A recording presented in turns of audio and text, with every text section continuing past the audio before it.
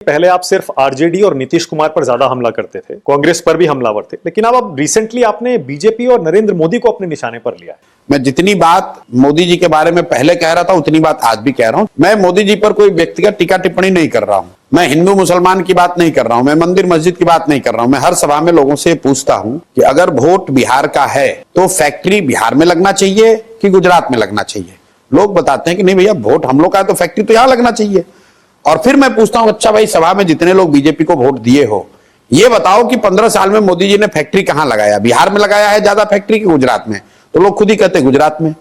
तो मैं ये कह रहा हूं भाई, ये तो नहीं होना चाहिए कि आप वोट बिहार में लीजिएगा और फैक्ट्री गुजरात में लगाइएगा। मोदी जी आए मधुबनी में, मधुबनी के अपने भाषण में मोदी जी ने कहा कि सहरसा से एक नई वंदे भारत ट्रेन चलेगी जिससे श्रमिक परिवार के बच्चे सुविधाजनक तरीके से महाराष्ट्र और गुजरात जा पाएंगे वहां मजदूरी करने। अब पहला व्यक्ति प्रशांत किशोर है जिसने इसका विरोध किया है। हम कह रहे हैं कि हमें ऐसी ट्रेन नहीं चाहिए जिस ट्रेन पर बिहार के बच्चे मजदूर बनकर, जानवरों की तरह बैठकर महाराष्ट्र और गुजरात में नौकरी मजदूरी करने जाएं। हमें ऐसी ट्रेन नहीं चाहिए। ये इतना बड़ा बिहार के प्रति पूर्वाग्रह दिखाता है कि आप कह रहे हैं कि वंदे भारत ट्रेन चलेगी ताकि तुम्हारे बच्चे, बिहार के बच्चे बैठकर गुजरात में जाए मजदूरी करने के लिए। क्या मोदी जी ने कभी भी अपने भाषणों में किसी दूसरे राज्य में कि भाई गुजरात से एक नई वंदे भारत ट्रेन चलेगी जिससे गुजरात के श्रमिक परिवार महाराष्ट्र, तमिलनाडु जाएंगे मजदूरी करने? इसकी आप गंभीरता को समझिए। बिहार भारत में रहने वाले बड़े वर्ग के नजर में मजदूर का सप्लायर है, मजदूरों की फैक्ट्री है। और ये बात इतना लोगों के दिमाग में घर कर गई है कि वंदे भारत का इनॉग्रेशन करते समय या घोषणा करते समय प्रधानमंत्री भी यही कह रहे हैं। मोदी जी का भाषण सुनिए गुजरात में।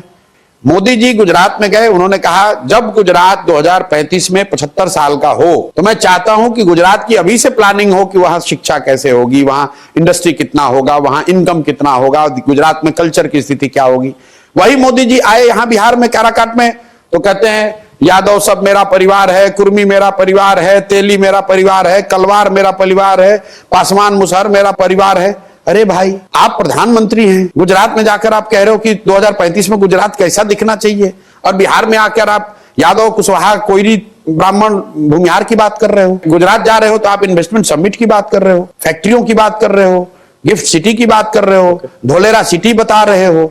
अब बिहार आते हो तो कहते हो तुम लोग को 4 किलो अनाज दे रहे हैं। भाई 8 करोड़ गरीब परिवारों को अनाज मिल रहा है, इसकी गारंटी दे रहे हैं। आप मुझे बताइए कि क्या गुजरात में फ्री अनाज नहीं बट रहा है? 80 करोड़ लोगों को अनाज मिल रहा है ना, 5 किलो। बिहार में भी उसमें कुछ लोगों को मिल रहा है, लेकिन दूसरे राज्यों में तो आप ये नहीं कह रहे कि 4 किलो अनाज दे रहे हैं इसलिए वोट दो। तो बिहार में क्यों कहते हो भाई?